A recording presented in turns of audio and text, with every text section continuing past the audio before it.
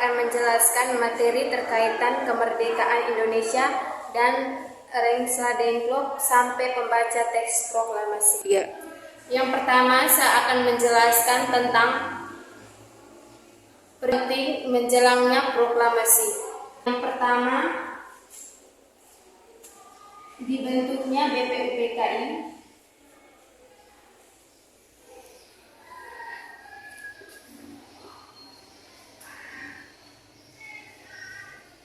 dan PPKI. Yang kedua, pemboman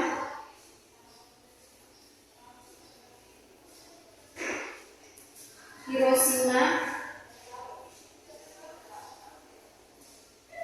dan Nagasaki. Yang ketiga, Jepang menyerah kepada sekutu.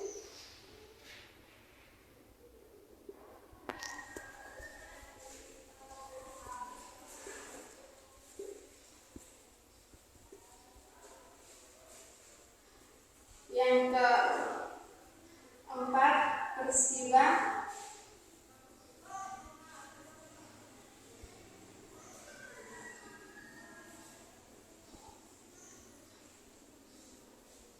Rengas Dengklok. Yang kelima, penyusun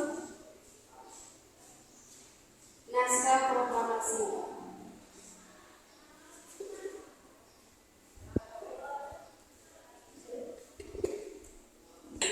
Sebelum membentuk BPUPKI, Jepang tengah dalam kondisi terdesak karena koloni di Perang ASEAN Pasifik pada akhirnya 1944. Rakyat Indonesia pun telah gencar melakukan pemberontakan di berbagai daerah untuk kemerdekaannya. Akhirnya Jepang memutuskan memenuhi janji memberikan kemerdekaan kepada rakyat Indonesia.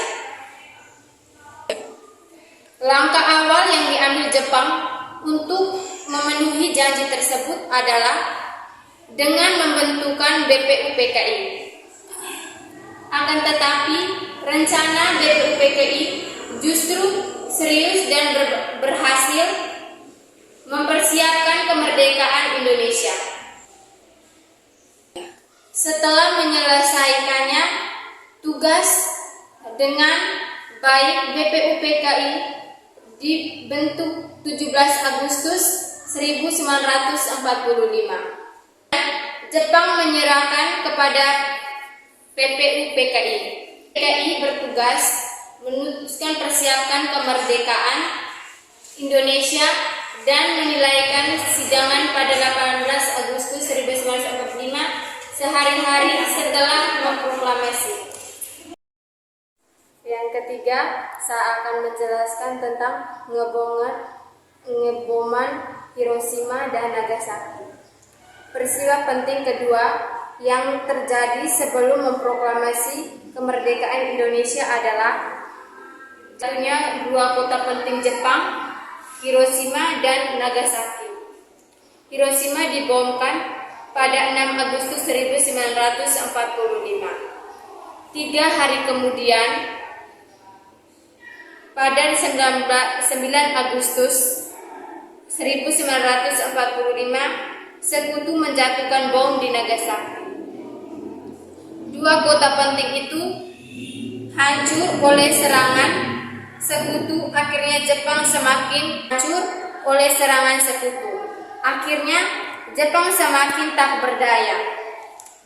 Yang menjelaskan Jepang menyerah tanpa syarat, yaitu Hiroshima dan Nagasaki dibom menyerahkan tanpa syarat kepada sekutu. Akhirnya Jepang menyerah kepada sekutu diselenggarakan langsung oleh Kaisar Hirohito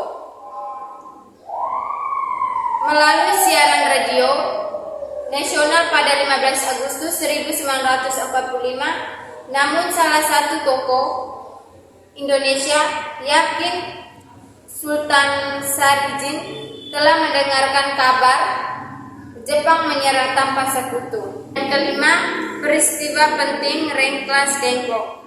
Namun, golongan muda mendesak proklamasi kemerdekaannya Indonesia segera diumumkan.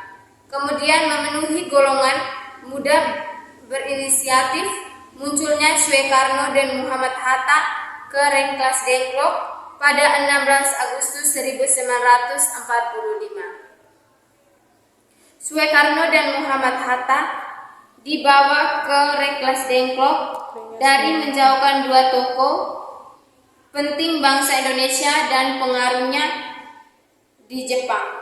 Yang keenam, saya akan menjelaskan penyusun naskah proklamasi.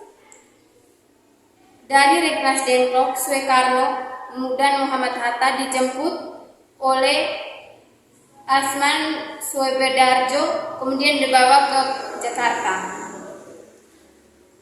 Setiba di Jakarta pada hari tanggal 17 Agustus 1945, mereka singgah di kediaman Laksamana Taida Medan untuk merumuskan teks proklamasi.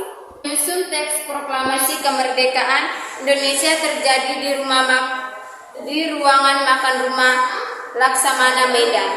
Sementara itu, tokoh-tokoh lain baik dari golongan tua maupun muda menunggu di serambai muka rumah Laksamana. Rumuskan teks proklamasi tulis tangan oleh Soekarno. Adapun penyusun konsep teks proklamasi selain saat menjalankan subuh.